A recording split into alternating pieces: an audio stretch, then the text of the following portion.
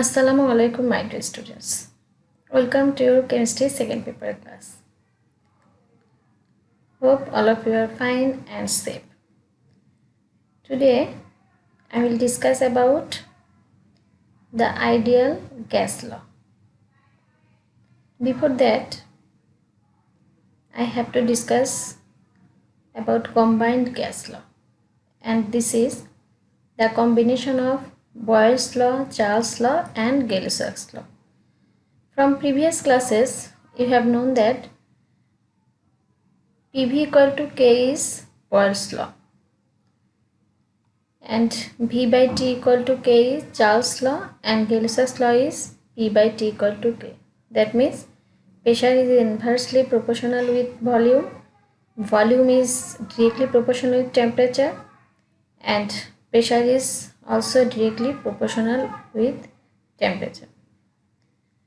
So, if we combine these three laws, then we will get this PV divided by T equal to K. PV divided by T equal to K. And this equation is actually known as combined gas law equation. Combined gas law of Boyle, Charles and Gay-Lussac's law, or sometimes it is only said combined law of Boyle's and Charles. So this is also a gas equation. Now this combined law we can if we consider for more gases sample, then we can write P1 V1 by T1 equal to K equal to P2 V2 by T2, or P1 V1 by T1 equal to P2 V2 divided by T2. So this is the combined gas law of Boyle, Charles and Gay-Lussac's law. Now ideal gas equation. This is also a combination of Boyle's law, Charles' law and Avogadro's law. According to Boyle's law, volume is inversely proportional with pressure at constant mass of gas and absolute temperature. According to Charles' law, you know that volume is directly proportional with absolute temperature at constant amount of gas and pressure. And according to Avogadro's law, volume is directly proportional with mole of gaseous substance at constant pressure and temperature. If we combine these three laws, then we will get what? P is proportionally NT divided by P. Follow these three laws. Other variables here, pressure, temperature and amount of gaseous substance, these three variables are related with what? The same variable, that is volume of gas.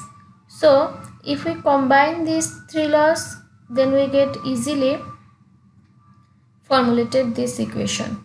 V, that is volume, is proportionally with NT divided by P. Now instead of proportional, we can use here constant, and this is the R, and this R is the proportional constant, but it is known as universal gas constant or molar gas constant. So finally we will get PV equal to nRT, and this equation is known as ideal gas equation. So ideal gas equation is what? PV equal to nRT. Here P for pressure, V for volume, N for number of moles of gaseous substance, R is the molar gas constant or universal gas constant, and T for absolute temperature. Here there is mentioned the SI unit of all variables. The SI unit of pressure is Pascal, volume is meter cube, and R, the SI unit is 8.3 314 joule per Kelvin per mole. This is the SI unit of R. We will know about the calculation of another units also. And temperature is always in Kelvin scale. Absolute temperature, that means temperature in Kelvin scale. So this is the ideal gas equation, that is PV equal to nRT. Now universal gas constant or molar gas constant R. So what is universal gas constant? The constant of ideal gas equation is called universal gas constant. So from ideal gas equation, R equal to, we can write PV divided by NT. So here we can easily find the unit of R. There are different units of R, but generally 2 units are used in most of the cases in calculation. For this we will learn here 2 units in liter atmosphere unit. Liter atmosphere unit means when the volume is expressed in liter and pressure is expressed in atmospheric pressure, then this unit is used in case of molar gas constant. How can we determine? Follow here, PV divided by NT. So P is 1 atmospheric pressure, V is liter, expressed in liter. So we know that molar volume is 22.414 liter divided by N equal to 1 mole, and T is absolute temperature, that is 273.15 Kelvin. These are fixed. So from this calculation we will get what? 0.08206. 22.414 divided by 273.15 is equal to 0.08206 liter atmosphere per Kelvin per mole. This is the liter atmosphere unit of molar gas constant. So when in any problem we will have to determine any variable, pressure or volume or temperature. In that case we have to use the value of R. In that time, if the volume is used there in liter unit or pressure is used there in atmospheric unit, then we have to use this liter atmosphere unit. Otherwise we will use SI unit. SI unit means international unit system. Here we know that SI unit of pressure is Newton meter square or Pascal. 1 Newton meter square actually 1 Pascal also. So 1 Pascal. So 101.325 into 10 to the power 3 Newton meter square. This is the SI unit of 1 atmospheric pressure. Now the SI unit of volume is meter cube. So here 22.414 into 10 to the power minus 3 meter cube. This is the molar volume in meter cube unit divided by, these are same, N equal to 1 mole and absolute temperature is 273.15 Kelvin. So from this calculation we will get the value 8.314 joule per Kelvin per mole. Here joule actually 1 Newton meter square equal to 1 joule. For this there is written, instead of Newton meter square there is written joule per Kelvin per mole. So my dear students, you have to memorize these two values. Liter atmospheric value of R, this is 0.08206, and also unit you have to remember, and SI unit is 8.314 joule per Kelvin per mole. Also others values are there, you can see from your book. In CGS unit there will be value 8.314 into 10 to the power 7 arg per Kelvin per mole, etc. But these two units are important and generally used in calculation.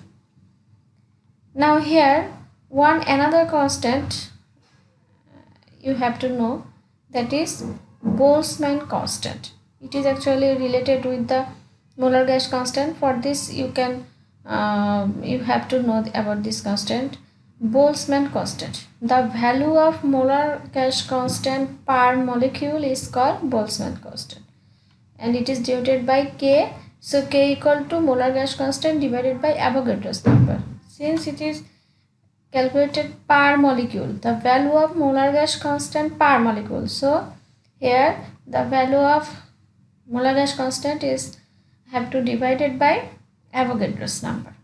So now you can also easily determine the liter atmosphere unit of Boltzmann constant and also SI unit of Boltzmann's constant. When you will use here liter atmosphere unit of molar gas constant, you will get liter atmosphere unit value of Boltzmann constant, and when it is used in here is used in SI unit of molar gas constant, you will get SI unit of Boltzmann constant. Sometimes in MCQ question you have to determine the value in liter atmosphere unit or SI unit. I hope you can easily calculate. Now formulae derived from ideal gas equation. That means from ideal gas equation, that is PV equal to nRT, we can also derive other formulas such as PV equal to nRT. N equal to what? In previous class we have seen N equal to M by capital M, small m divided by capital M, small m or W, that is mass in gram, mass of gaseous substance in gram. So we know that mole equal to actually mass in gram divided by molar mass, isn't it? So instead of N we can write M by capital M. So we can write Pm equal to M by V RT. And from this equation we can easily determine the molecular mass if there are given other variables, amount of gaseous substance in gram, volume, pressure, temperature, then we can easily calculate the molecular mass of that gaseous sample. And again, if we rearrange the equation like this way, M by V, Pm equal to M by V RT. This M by V again is what? Density, mass per volume. Density equal to mass per volume. So also we can write Pm equal to dRT. So we can determine density like this way, D equal to Pm divided by RT. So like this way, from ideal gas equation also we can determine the molecular mass, also we can determine the density. Now I'll discuss about some problems based on combined law and ideal gas equation. Follow here. At 100 degree centigrade temperature and 1.0526 atmospheric pressure, what will be the density of sulfur dioxide gas? So what is the formula of density? Here density equal to D equal to Pm by RT. So follow the problems. Here is given what? Pressure, and also here is given temperature, and Pm by RT, molecular mass, you can easily determine from the formula. So we can solve this problem easily by using the formula D equal to Pm by RT. Follow here, P in atmospheric unit, T in Kelvin scale, molecular mass of sulfur dioxide is 64. So here we have to use what? Liter atmosphere unit, since the unit of pressure is atmospheric unit. So here we have to use liter atmospheric unit. So through this calculation we can easily get the answer, 2.2 gram per liter. This is the density, desired answer. Follow another example. At 30 degree centigrade temperature and 95 kilopascal pressure, mass of 250 milliliter A gas weighs 0.2 gram. What is its molecular mass? So what are given here? Temperature, pressure, volume, and also amount of gas. So we can easily determine from the ideal gas equation molecular mass of the mentioned gas like this way. Follow here.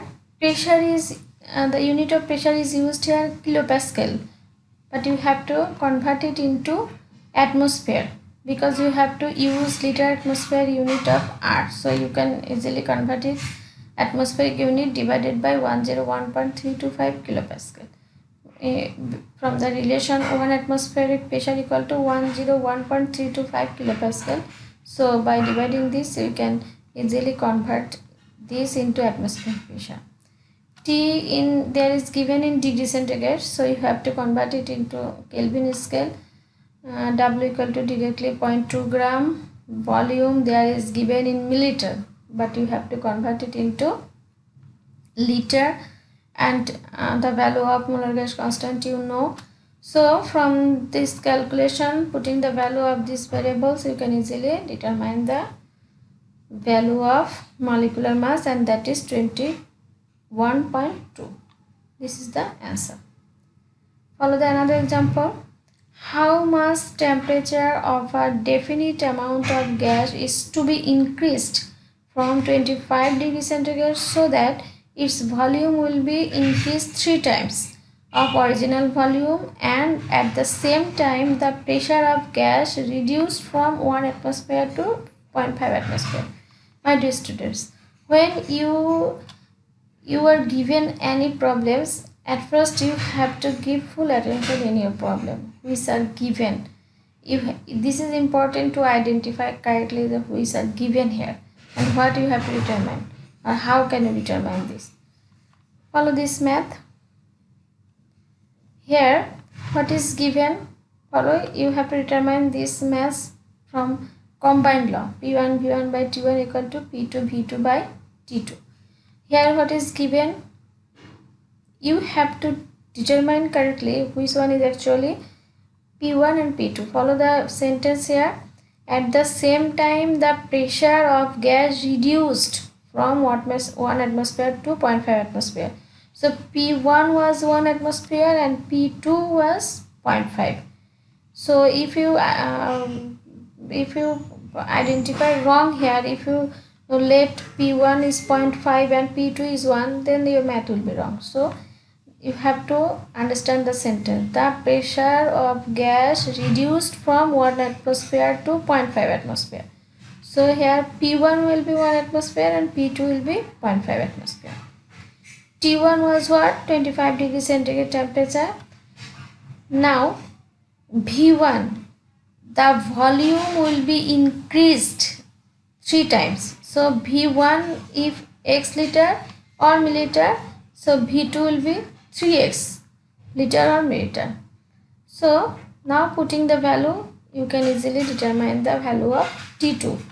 Now this is not the answer. When you get the value of T2, 447 degree, what? Here 447 degrees centigrade. Sorry, this value is actually Kelvin value. Sorry, there is wrong. This value is Kelvin value, 447 Kelvin. Now you have to convert it into degree centigrade minus 273. With minus 273, you have to convert it into degree centigrade. There is slip of writing. There will be Kelvin. So 447 Kelvin, because from the calculation we will get the value of T in Kelvin scale, because this is in Kelvin scale. So at first you have to convert it into degree centigrade scale. Now what is the question? If the question is at what temperature, then this is the answer. But what is question here? How much temperature of a definite amount of gas is to be increased? How much temperature is to be increased? So you have to determine the increased amount. You have to determine increased amount. That means you have to subtract the previous temperature, that is 25 degrees centigrade. So from here if you subtract 25 degrees centigrade, then you will get the increased amount of increased temperature. I hope you can easily understand. And if there is not the increased temperature, if there is just say at what temperature, at what temperature this change should be happen, then you will just write the answer 174 degrees centigrade. But when the question may like this way, what is the amount of increased temperature, that means you have to subtract the T1 from T2. Now another maths. At 17 degrees centigrade temperature, the volume of a definite mass of a gas and a solid substance is 100 meter.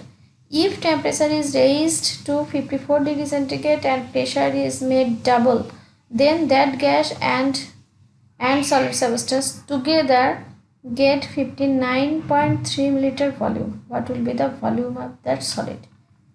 My dear students, at first you have to understand the problems. What is the volume here? Volume not only gaseous substance, also with a solid substance, and that volume is 100 milliliter. And what you have to determine? You have to determine the volume of that solid substance. So how will you do this problem? Follow here. At first you have to let the volume of solid substance is x milliliter. If there is given unit of volume is milliliter, so you have to let it in milliliter. So let the volume of a solid substance x milliliter. Now follow this. Here P1 is given what? Pressure made double. So if P1 is 1 atmosphere, so P2 will be 2 atmospheric pressure, becomes double. T1 was what? 17 degree converted into Kelvin, and T2 is what? T2 raised to 54 degrees centigrade. So T2 will be 54 converted into Kelvin scale. Now V1.